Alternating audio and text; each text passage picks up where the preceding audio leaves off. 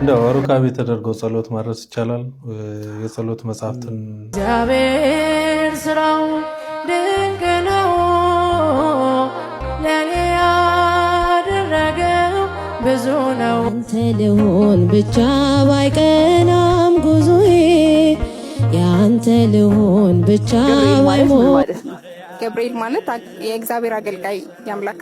እነዚህንና የመሳሰሉትን ቪዲዮዎች አብረን እናያለን። አሁን የመጀመሪያውን ቪዲዮ አብረን እንመልከት።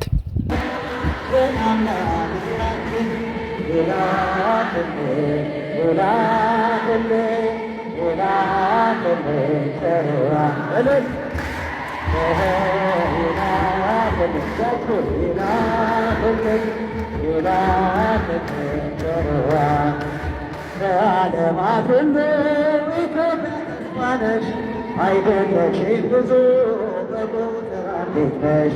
ይንጉርጉርነቱ ነገር አይቀይርም፣ ኢትዮጵያዊ መልኩ ሊለውጣች። ሰላም ለሀገራችን አመስግኑ፣ ሰላም ለሀገራችን ይላክልን ይላክልን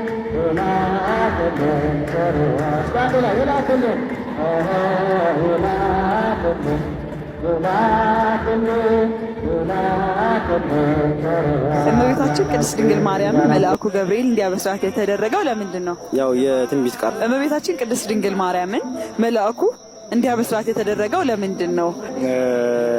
አብሳሪ መልአክ ስለሆነ ነው።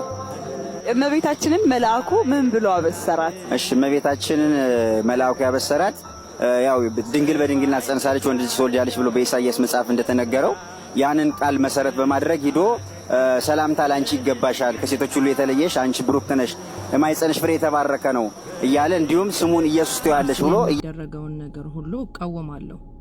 ያንተ ልሆን ብቻ ባይቀናም ጉዞዬ ያንተ ልሆን ብቻ ባይሞላም ጓዳዬ ያንተ ልሆን ብቻ ባይሰምርም መሻቴ ለጥያቄ መልስ ቀናለ አባቴ ለጥያቄ መልስ ቀናለ አባቴ።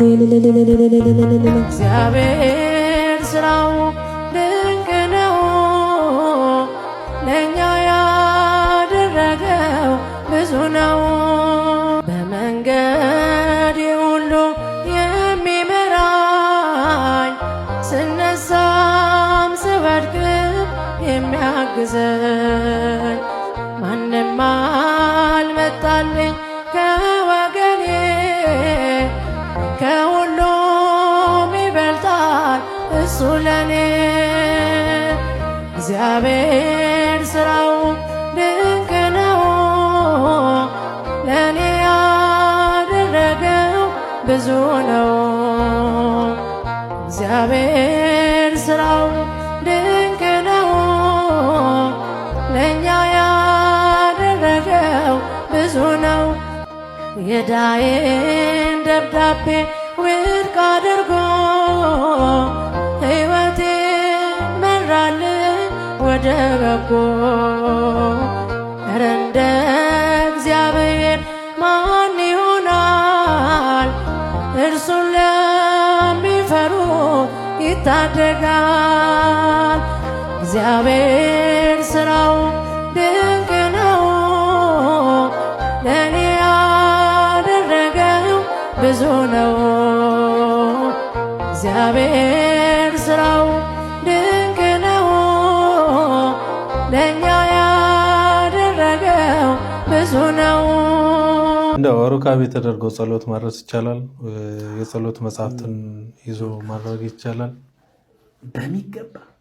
በሚገባ የጸሎት ቤት ውስጥ ገብቶ የፈለጉትን የጸሎት አይነት ማድረግ የፈለጉትን የጸሎት መጽሐፍ። ምክንያቱም ሩካቤ ንጹሕ የሚለው እንዳንዘነጋው። አንዳንድ ሰው መስቀል እኮ መሳለም የሚፈሩ ሰዎች አሉ። ኧረ ንጹሕ አይደለም የሚሉ ሰዎች አሉ። በወር አበባ ጊዜም ንጹህ አይደለም ብለው ዘወር ከዛ ነው ያነሳሁት። በፍጹም ምን አደረጉ? ሩካቤን ኃጢአት ነው ያለማን ነው? መጀመሪያ በነገራችን ላይ መሰረቱ ኃጢአት አይደለም። ሩካቤ ኃጢአት አይደለም። ኃጢአት ስላልሆነ ስለዚህ ኃጢአት ያልሆነን ነገር ቅድመ ሁኔታ ለምን እናስቀምጥለታለን? ይህን መጽሐፍ ንካ፣ ይህንን መጽሐፍ አትንካ። ለምን? ምክንያቱስ ባይሆን እና ንጹህ ከሆነ ለምን ቤተክርስቲያን አይገባም እንዳይባል፣ እሱ ደግሞ ራሱን የቻለ ስርዓት አለ። አፋዊ ዝግጅት አድርገን ነው ቤተክርስቲያን የምንገባው። ከብዙ ነገር ቤተክርስቲያን ልዩ ናት። ጽላቱ ያለበት የእግዚአብሔር ሕግጋት ያሉበት ቦታ ስለሆነ ስጋው ደግሞ የሚፈተትበት ቦታ ስለሆነ ስርዓት አለው እንጂ የጸሎት ምንም የሚከለክል ነገር የለም ነው።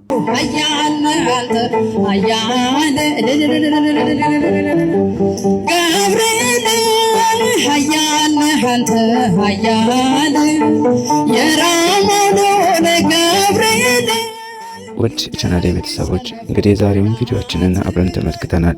በተለይ በቅዱስ ገብርኤል ቀን የተፈጠረውን ነገርና የቅዱሳን ቀናትን ማክበር ስለሚገባን መንገድ ጥቂት ማጠቃለያ መስጠት እፈልጋለሁ።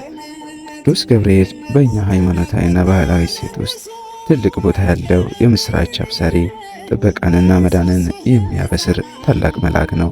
ቀኑ ሲከበርም በጸሎት፣ በምጽዋት፣ በፍቅርና እርስ በርስ በመከባበር ሊሆን ይገባል። ነገር ግን እነዚህ በተቀደሱ ቀናት ወይም በቅዱሳን ታቦት በሚወጣባቸው አጋጣሚዎች ላይ የሚፈጸሙ አላስፈላጊ ድርጊቶች፣ ስነ ስርዓት የጎደላቸው ባህሪያትም ወይም ሃይማኖቱን ስርዓት የማይመጥኑ ነገሮች የቅዱሳን ቀን ክብር ዝቅ ሊያደርጉ ይችላሉ። ሃይማኖት ወይም መንፈሳዊነት የውጭ ቅርጽ ብቻ ሳይሆን የውስጥ ስነ ምግባር ነው።